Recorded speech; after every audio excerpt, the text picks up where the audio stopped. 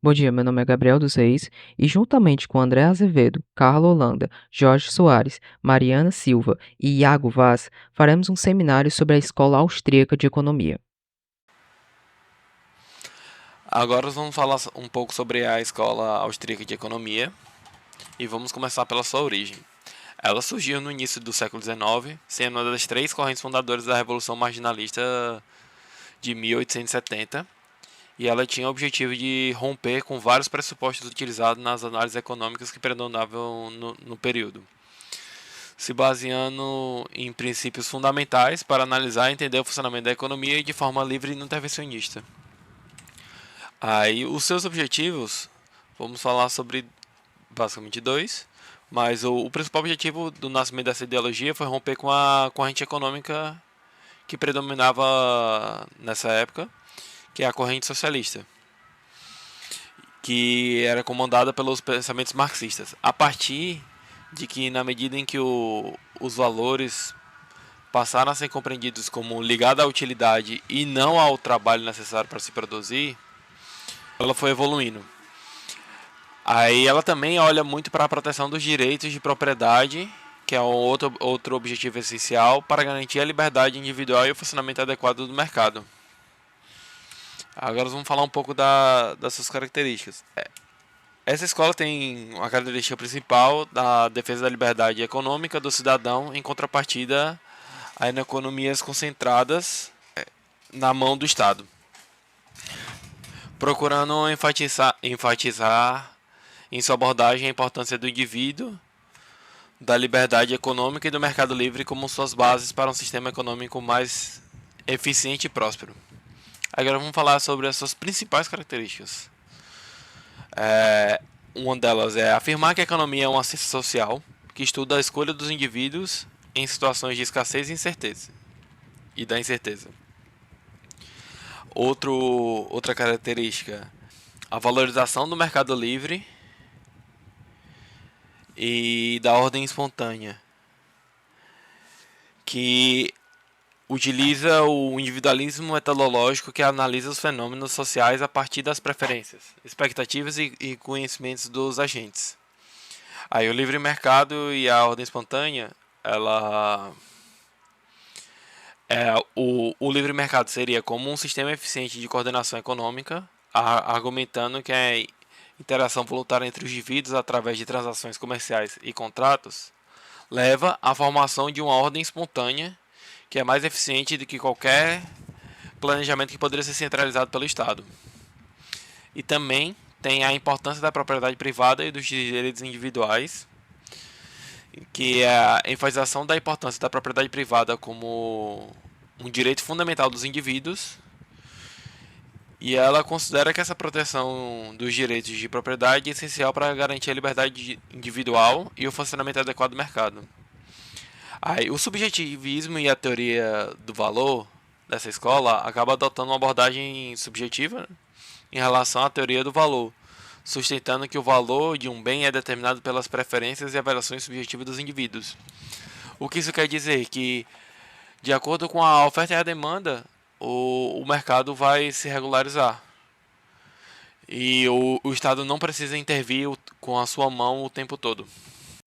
Bom, agora vamos dar continuidade com a descrição dos principais pensadores da Escola Austríaca.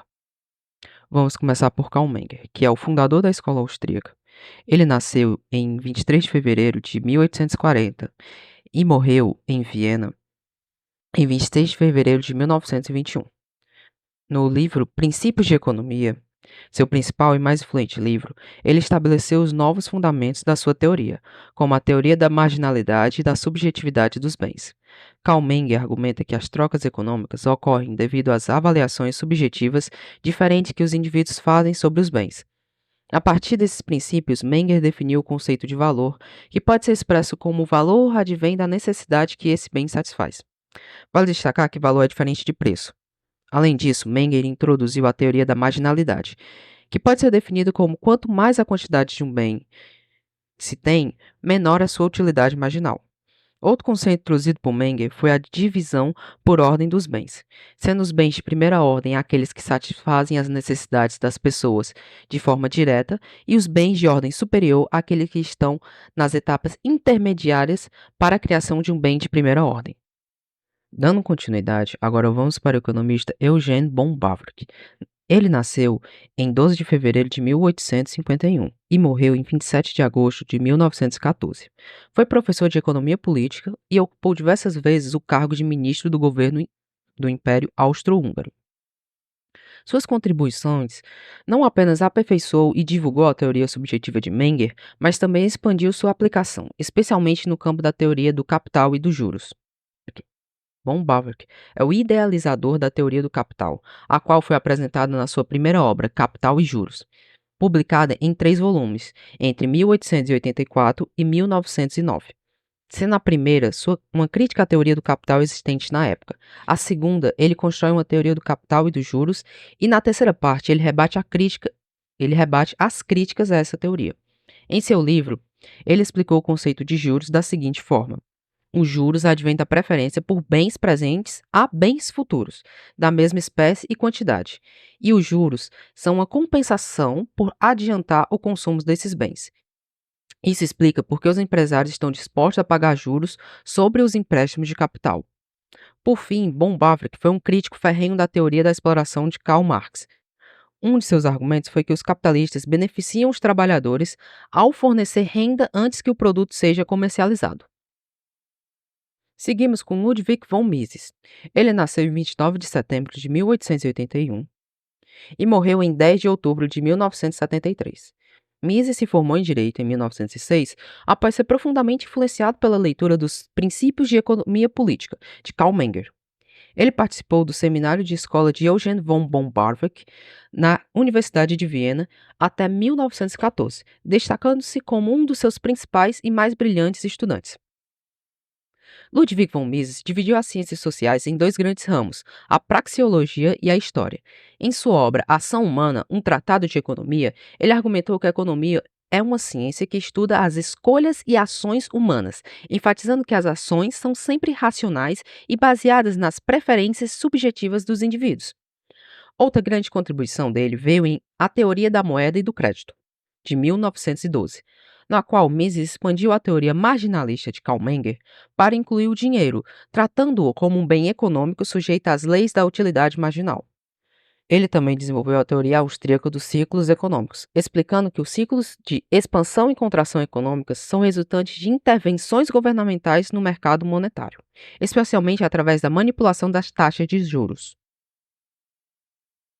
Por fim, Mises escreveu o livro Socialismo, uma análise econômica e sociológica, de 1922, na qual ele argumentou que o cálculo econômico racional é impossível para a economia socialista, pois há uma ausência de sistemas de preços de mercado, o que impede a alocação eficiente dos recursos. Sem esses preços, os planejadores centrais não podem obter informações necessárias para tomar decisões econômicas eficientes, tornando o socialismo inviável, ou seja, o socialismo falha porque a demanda não pode ser conhecida sem preços estabelecidos pelo mercado. Por fim, temos um dos mais brilhantes membros da escola austríaca. Friedrich August von Hayek foi um economista e filósofo austríaco-britânico amplamente reconhecido como um dos principais defensores do liberalismo clássico e um dos mais influentes membros da escola austríaca de economia. Suas contribuições abrangem diversas áreas, incluindo economia, teoria política e filosofia, sendo especialmente notável por suas obras sobre o funcionamento dos mercados e a defesa das liberdades individuais. Foi a leitura de Socialismo, publicado por Ludwig von Mises em 1922, que levou Hayek a abandonar os ideais socialistas que havia abraçado em sua juventude. Hayek recebeu o Prêmio Nobel de Economia em 1974, por seu trabalho pioneiro na teoria da moeda e flutuações econômicas, bem como pela análise de interdependência dos fenômenos econômicos, sociais e institucionais. Ele desenvolveu e expandiu as teorias dos ciclos econômicos da escola austríaca, que explica flutuações econômicas como resultado da expansão do crédito e da manipulação da taxa de juros pelos bancos centrais. Hayek argumenta que quando uma expansão de crédito não é sustentada por um aumento prévio da poupança voluntária, isso cria distorções na estrutura produtiva de economia. Hayek diz que as crises econômicas não surgem do nada, não são causadas, mas são causadas por políticas que incentivam muito crédito sem ter economia suficiente por trás. Isso faz as empresas investirem em coisas que talvez não fossem tão boas, causando problemas na economia. Por fim, um de seus mais conhecidos embates ideológicos aconteceu com John Maynard Keynes, o qual enfatizava o papel do governo na economia. Já Hayek era um dos defensores da economia do mercado e do liberalismo econômico. Da economia de mercado e do liberalismo econômico. Ele argumentava que o mercado livre, com pouca intervenção governamental, é o melhor sistema para alocar recursos de maneira eficiente. A partir de agora, vamos analisar a Escola Austríaca de Economia, seus principais conceitos, comparando com as atuais teorias econômicas. Para os pensadores da escola austríaca, o método ele é baseado no individualismo metodológico e no valor subjetivo. Os seus princípios são pautados na importância das ações e escolhas individuais, onde os fenômenos econômicos são argumentados através de decisões tomadas pelos indivíduos com base em suas preferências subjetivas.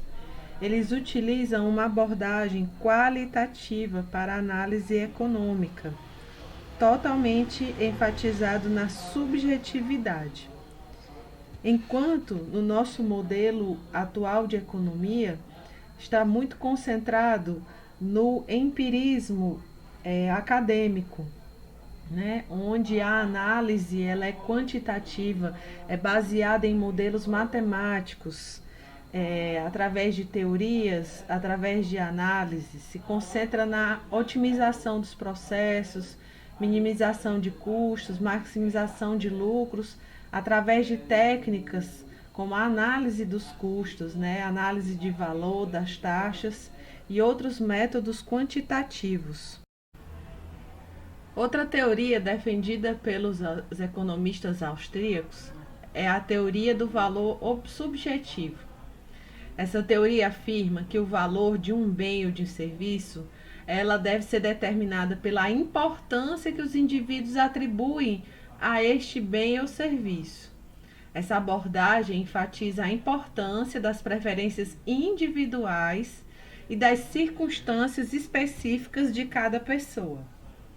Em contrapartida, a análise moderna pode incorporar esse valor de uma forma de uma modelagem bem mais complexa, utilizando a teoria do valor objetivo, baseada em custos de produção e análise de mercado. A avaliação de projetos é frequentemente baseada em custos fixos e variáveis, bem como análise de benefício-custo, que quantificam os benefícios em termos monetários. Outro ponto de defesa dos economistas austríacos é em relação à mínima intervenção governamental na economia. Eles acreditavam que os mercados funcionavam de forma bem mais eficiente, operando livremente. Os mercados livres e desregulados são mais eficientes e levam uma melhor alocação de recursos. Para eles, a intervenção governamental é vista como uma fonte de distorções e ineficiências.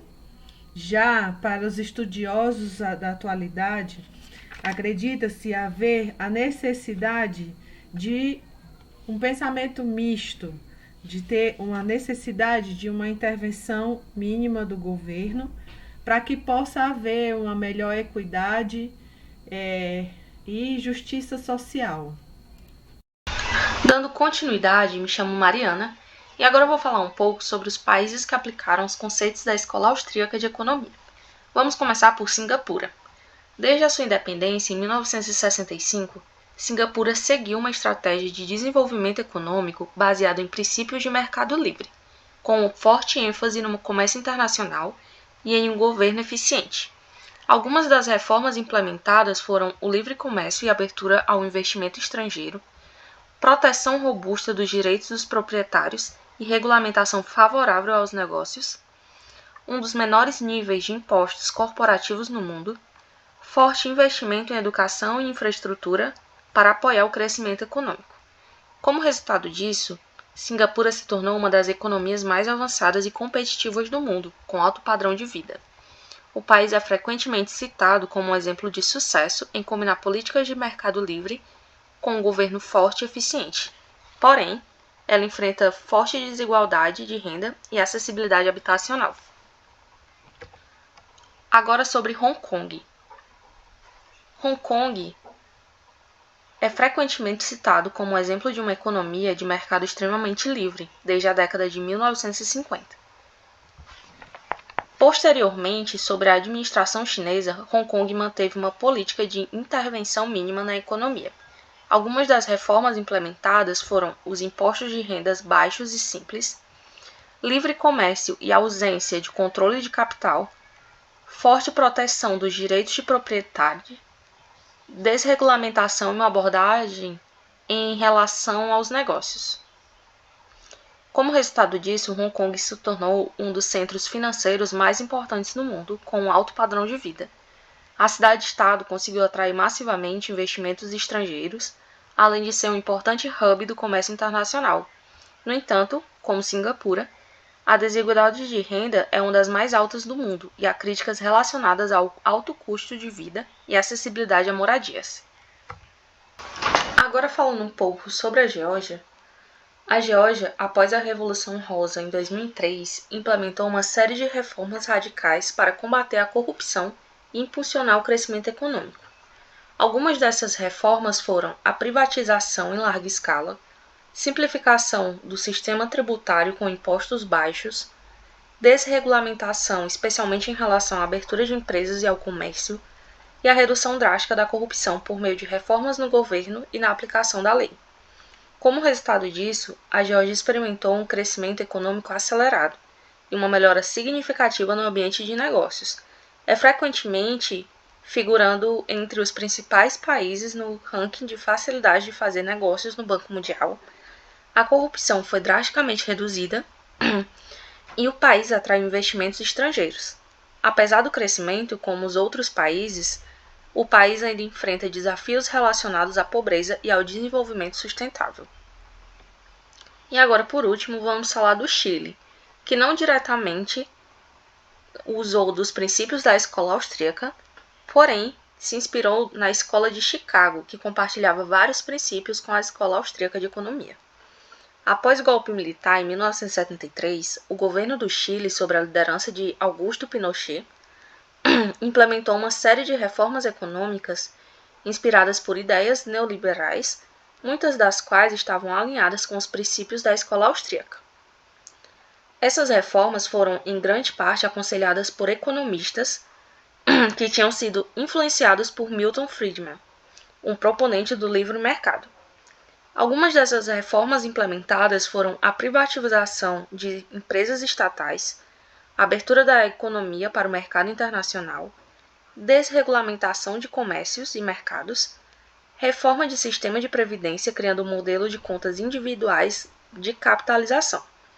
Porém, seus resultados foram o crescimento econômico significativo na década de 1980 e 1990, a redução da inflação e o aumento das desigualdades sociais, mas também uma redução significativa na pobreza ao longo do tempo. O que podemos notar é que todos esses países em comum tiveram um crescimento econômico grande, porém também tiveram um aumento na desigualdade social, o que talvez valha a pena pensar se vale a pena ou não investir nos conceitos da Escola Austríaca de Economia. A Escola Austríaca de Economia é caracterizada por enfatizar o individualismo e por criticar o intervencionismo estatal. Com base nisso, é possível discorrer a respeito de alguns elementos positivos no que diz respeito a esses assuntos e a sua aplicabilidade no contexto brasileiro. O individualismo metodológico busca analisar os princípios econômicos com base nas ações humanas individuais, o que fornece uma maior compreensão dos fenômenos econômicos e sociais. Nesse sentido, de acordo com a praxeologia, a ciência da ação humana, postulada por Ludwig von Mises em seu livro Ação Humana, os agregados econômicos são as somas das ações individuais. De maneira análoga, Hayek afirmou em sua obra Direito, Legislação e Liberdade que o conhecimento está disperso entre os indivíduos. Por essa razão, cada qual desconhece a maioria dos fatos sobre os quais repousa o funcionamento da sociedade. Com efeito, no Brasil, pode-se aplicar a descentralização política e econômica, de modo que as decisões e ações econômicas, por serem aplicadas localmente, reflitam de maneira mais fidedigna as necessidades dos indivíduos daquela comunidade. Nessa conjuntura, no âmbito econômico, um incentivo maior ao empreendedorismo por intermédio da redução de burocracias e dos impostos acarretaria maior adaptabilidade do mercado às demandas locais. Teoria do valor subjetivo e formação de preços.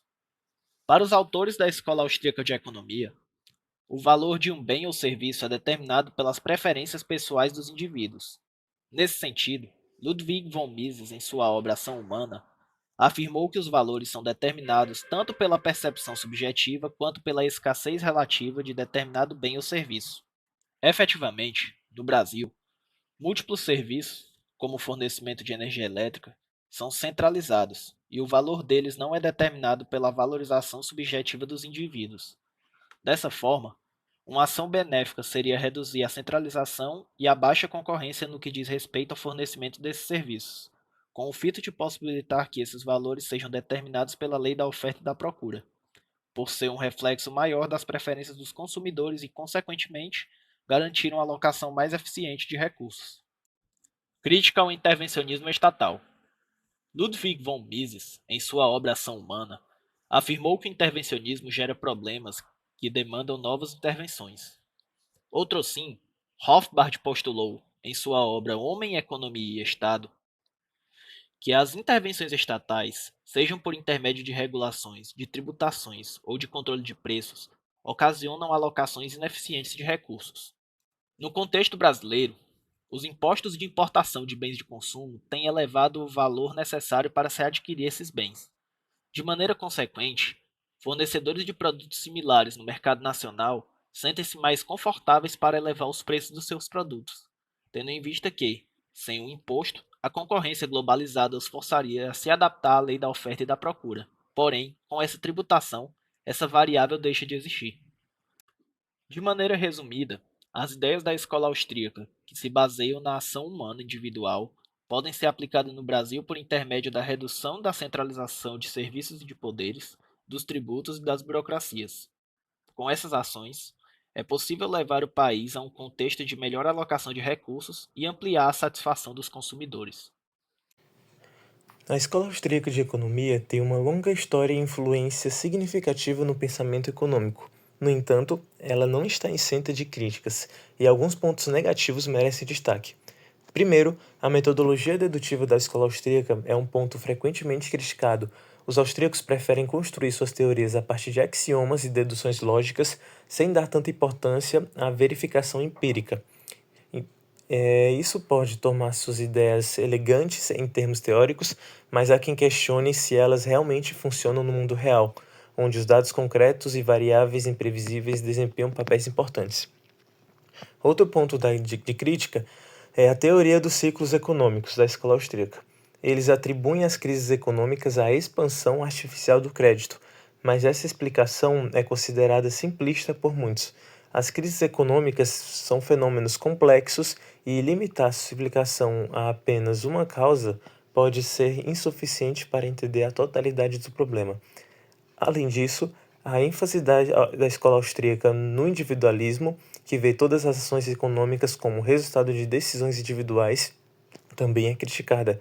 Essa perspectiva tende a ignorar as estruturas sociais, políticas e culturais influenciam as escolas econômicas, ao focar apenas no indivíduo. Os austríacos podem perder de vista a complexidade das interações sociais que moldam as economias. Por fim, há um subjetivismo extremo que questiona a ideia de que existe uma verdade única e imutável, propondo sua própria realidade a partir de suas percepções, emoções e experiências, tendo como principais ideias a relatividade da verdade, diversidade de interpretações, entre outros. Seu ponto negativo é justamente porque cada interpretação do indivíduo pode criar a sua própria verdade.